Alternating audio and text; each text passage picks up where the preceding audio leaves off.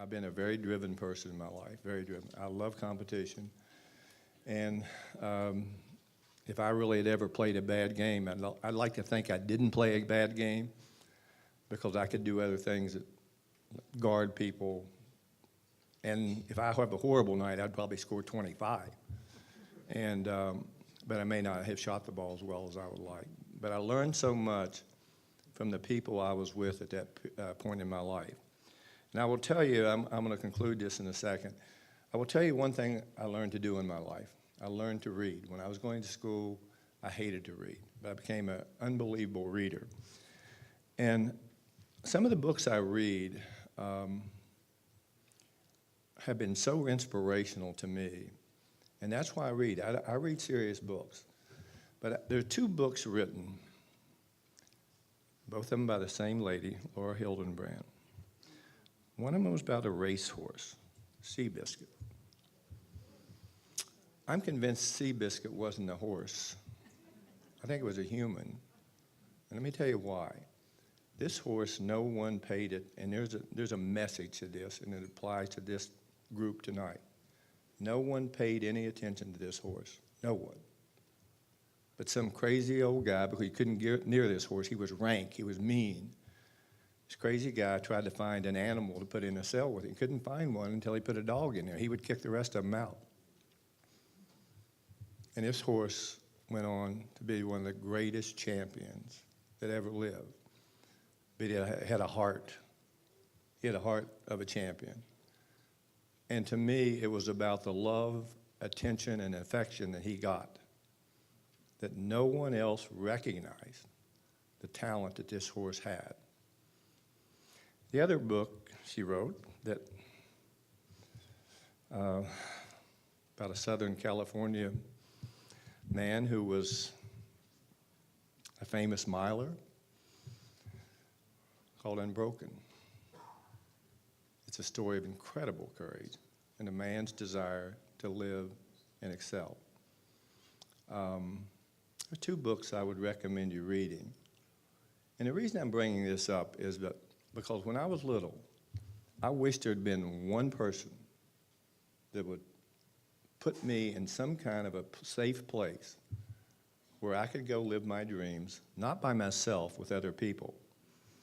Kids in sports does that. It does that. And for all of you people, and particularly the corporations, and the other people who are involved, the greatest gift in the world is giving. It's the greatest gift in the world. I told you earlier that when my brother was killed, if I ever got to the point in my life to do something, I was going to honor him. And there's part of a learning center at West Virginia University that 4 people donated money for. It's called the David West Learning Center. There's 80 computers in this room. There's tutors in there to help kids. There are also 2 large scholarship funds, one for minorities and underprivileged children, and other, obviously, for basketball. And the letters I receive from those kids are so heartwarming. And I'm so thankful that I got to the point in my life that I could help someone else. At this point in my life, what am I doing with myself? I'm as busier than I've ever been. Giving means more to me than anything. And I'm the executive director of the Northern Trust Open Golf Tournament. And we gave away $1.7 million to local charities last year. And I have great, great desire to see that grow into the $5 million range, because we can do it if we work at it. We've made enormous progress over there. But what do we do that makes me feel so good about it? Is to go around and visit groups like this who are always involved in trying to help others less fortunate than us.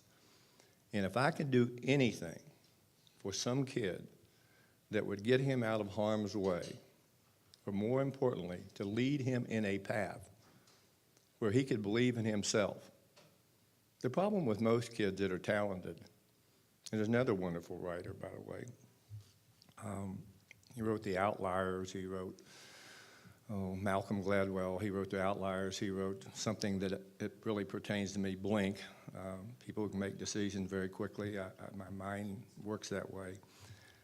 But it's just amazing to me how many unbelievably gifted kids out there that never have an opportunity to prove who they really are because they don't have someone like you. They don't have someone like Anita and your other groups of people who service these kids that are at risk. They are at risk. And I tell you what, I was an at-risk kid.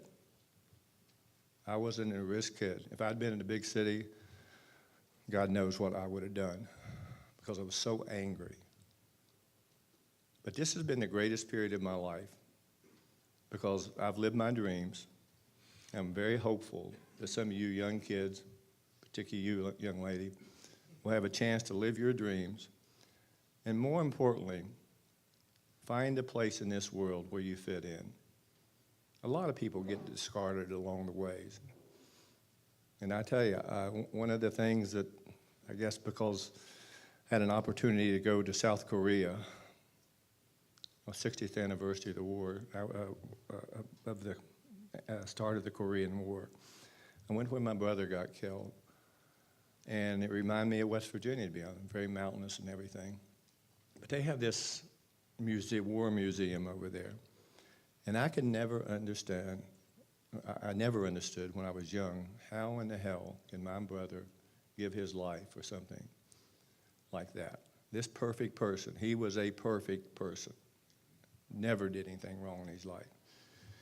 And when I went over there, I said, oh my God, this is the most incredible country I have ever been in. They're so much better off than we are today. It's amazing. And they do care about their kids over there greatly. And we need to do more and more and more. We need to have you have more resources to service other kids. But I'll tell you, if these kids make it through this tough time with what you're trying to do, they will never forget. It has been a mentor in their lives. Last thing I'm going to mention to you. I get so many letters from kids with pictures in that I've taken with me. I might have a hand on their shoulder or something, thanking me for being so nice to them. Well, I happen to be a nice person, okay? I can't help it. Sometimes I wish I weren't. I've got a lot of scar tissue in my back. But just getting those letters and you know, saying how nice you were, you know, when I met you 100 years ago, it's just amazing. And listen, as I say, I have lived my life. I've lived my dreams. And really the only thing I care about is trying to help young kids. Thank you for having me tonight. And more importantly, thank all of you for participating in this incredible cause. Thank you very much.